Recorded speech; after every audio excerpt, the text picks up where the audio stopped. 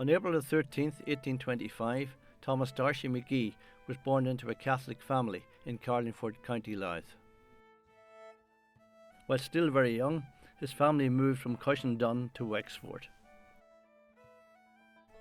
Thomas's beloved mother was thrown from the coach and died.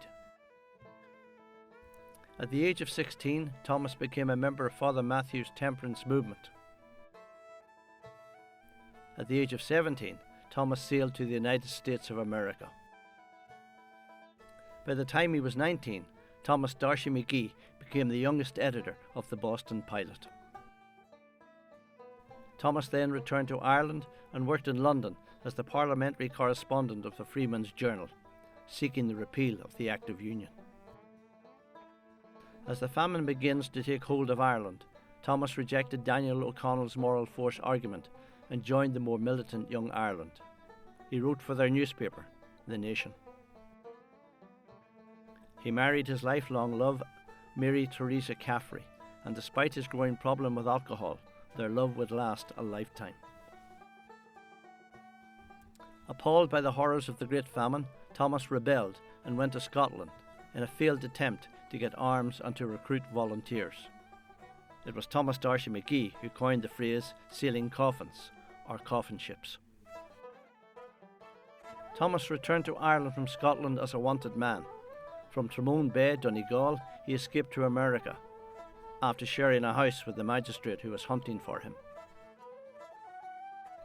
Thomas sailed to America and arrived in Philadelphia on the 10th of October. He continued to support physical force Irish republicanism. Disillusioned by the treatment of the Irish in the slums of New York, Thomas moved to Boston. Reunited with his family, they moved to Buffalo. Thomas had become a very conservative Catholic. He now rejected physical force Irish republicanism, but he continued to write about the harsh treatment of the Irish in the slums of New York and Boston. Thomas moved to Canada and rejected America. Thomas and Mary arrived in Montreal with their 2 daughters. In Montreal, Thomas set up the New Era newspaper and lobbied hard for the welfare and education of the Irish in Montreal. He bitterly opposed the Orange Order and supported separate Catholic schools. Before Christmas 1857, Thomas D'Arcy McGee was elected to Parliament. He was a reformer. Thomas had gone through a transformation. Thomas D'Arcy McGee now promoted unity in diversity and made common cause with the French and the Orange to try and create a Canadian federation of all the provinces from coast to coast. Thomas D'Arcy McGee left the Reform Party.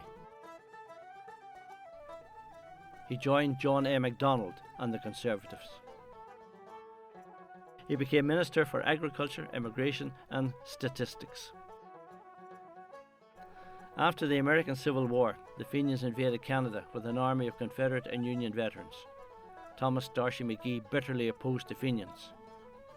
Although they were quickly defeated, his influence within the Irish community was fading. Irish Americans and the Fenians thought of Thomas D'Arcy McGee as a traitor.